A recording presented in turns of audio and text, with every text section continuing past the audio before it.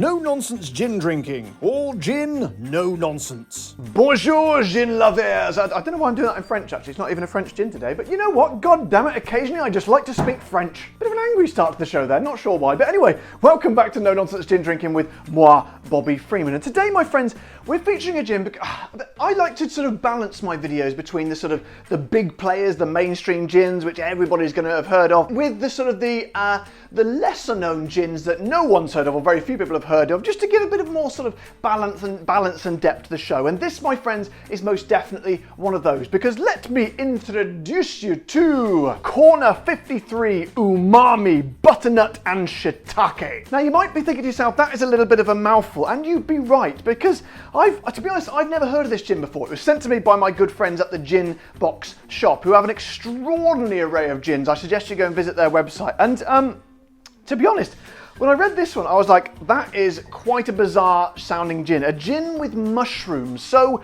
I've literally got nothing. I don't know what to say. I don't know what to expect. It sounds a little bit odd, but I think the best thing to do, my friends, is to get stuck right in and just see what it's all about. But before we do, as is customary on this show at the moment, I have got a whole load of subscribers which are very, very kindly supporting the show and becoming my patrons. The latest of which is Mr. Cameron, not Mr. Cameron, I think his name is just Cameron. He's just got one name, he's kind of like Adele or Sting. Cameron, you are a gentleman, sir. You are an official supporter of the show, and I quite literally salute you. So, my friends, let's find out what they say about it on the website, shall we? And I had a bit of a read of this beforehand, because believe it or not, I do some preparation for the show. Not much, but a tiny bit. And I tell you what, of all the gins I've ever featured on this show, I've never seen a list of botanicals quite like this one, so strap yourselves in, gin lovers. If we're honest, Umami is the product of a rather drunken conversation, much like this YouTube channel. We wanted to create something rich and earthy, again, like my channel. As more gins moved to sweeter flavours,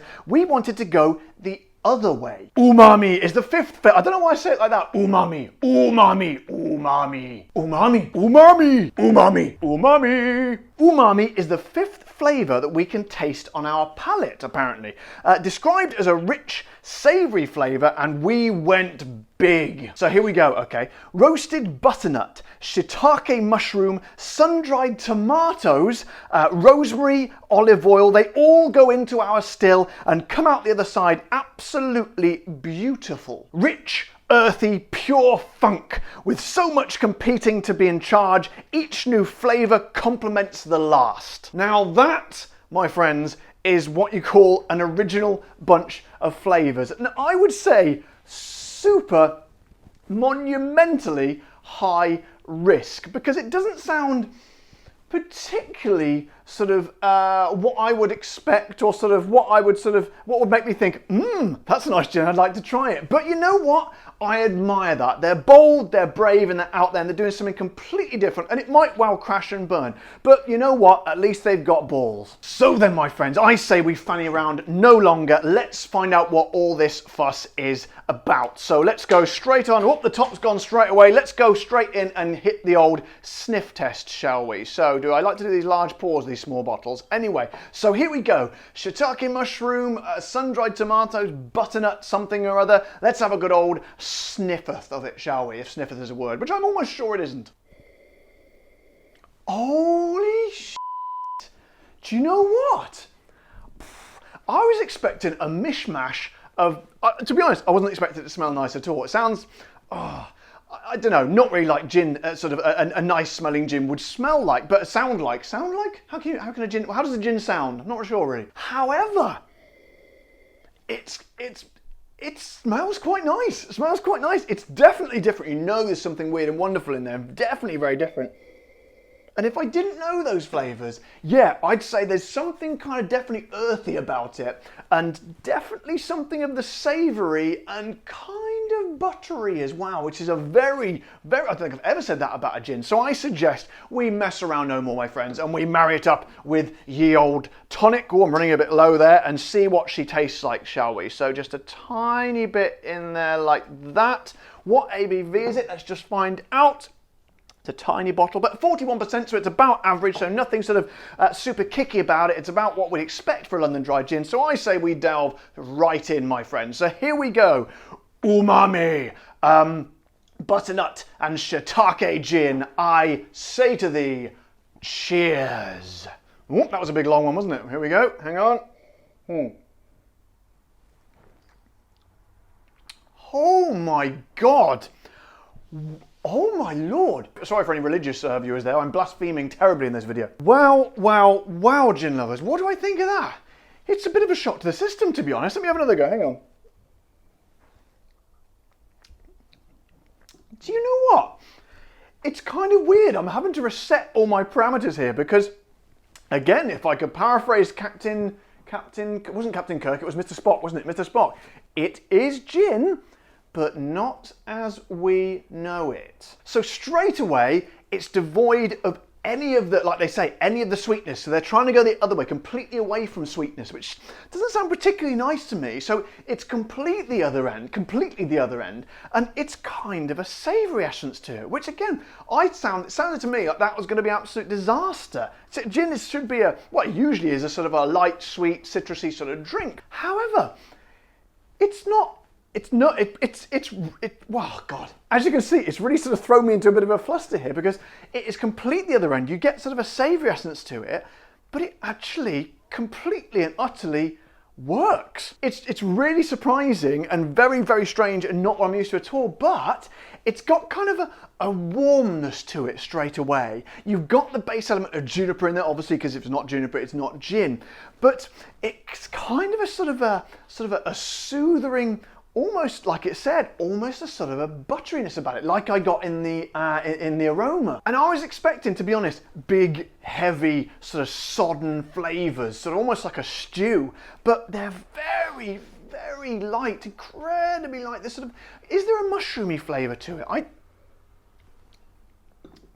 I don't know if you'd be able to guess mushrooms. They've all been used very, very lightly. I don't get any sun-dried tomatoes at all, if I'm honest. And to be honest, I'm kind of glad about that. I'm not sure if that would really work in a gin. We did have one with tomatoes before and it was not too bad. So maybe, maybe that's a sort of a hidden gem of the future. Tomato gin, or tomato if you're in America or Canada. Anywhere else say it? No, I think that's it. There's also kind of a beautiful sort of light spiciness in there, just sort of drawing itself along the bottom and sort of shooting up in just delicate tendrils like this. And again, look how pretentious this has made me become. What is that? I have no idea what this is, but I think that's the sort of image that it gives you in my mind. I try and pick pictures in my mind. Sometimes it makes no sense, but you know what? I do it anyway. And I think the overall sense of it is a kind of a warmness, a sort of feeling you get when you sort of have something like a bit of comfort food or something like that. It's almost sort of a tiny bit of almost sort of seasoned element to it, like someone's had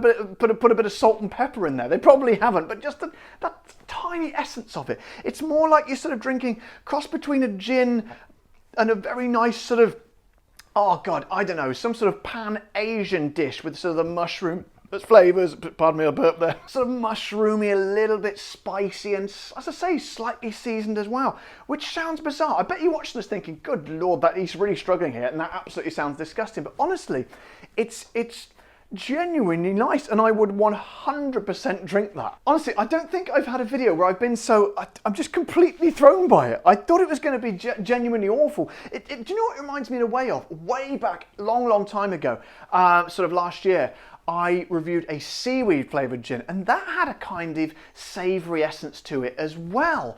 And again, I thought it was going to be awful, but it was quite nice. And I reckon, you know what? I don't really generally like drinking gin and tonic with food or with a nice meal, but I think that could complement, I'm not sure what yet, because I've only just thought of the idea, but I think it would probably go well and complement some sort of food. Maybe that's an idea for another video in the future. But my friends, that is something special, and I know at the moment I'm fairly certain the only sort of service there sort of post to the UK, but if this ever gets anywhere further afield, this is going to be one to watch. However, my friends, is all this sort of originality and sort of strange and bizarreness going to break the old bank? Well, I can tell you now, in England, as I say, I think it's pretty sure it's available only in the UK, it's going to cost you £35, which, as we know now, my new top bracket for the smaller distilleries is between £30 and £40. £40. To give you an idea, that is around $40 and 39 euros.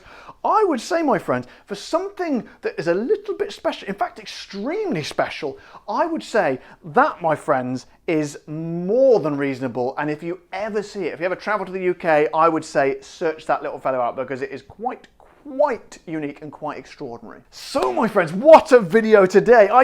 As I say before, I've been doing this channel for ages, a long time now. I've done hundreds of gins, but still, this far down, we are finding stuff that absolutely just blow my parameters completely to smithereens, because that's just so unique and so kind of bizarre, but so nice as well, and sort of expertly done. And you can tell so much thought has gone into that. Even though it was sort of conceived during a drunken conversation, maybe most of the best ideas are. So guys, if you've enjoyed watching this video as much as I have making it, don't forget, as always, to subscribe to my channel, press the little like button and the bell icon so you get the notification when my new videos come out. And of course, if you want to support the show like good old Cameron did, then head over to my Patreon page as well, or click the join button below this video. That's easy for me to say. But until next time, guys, you all know the drill. Take care, stay safe. Thank you to all my patrons, and keep drinking le gin, as they say in France.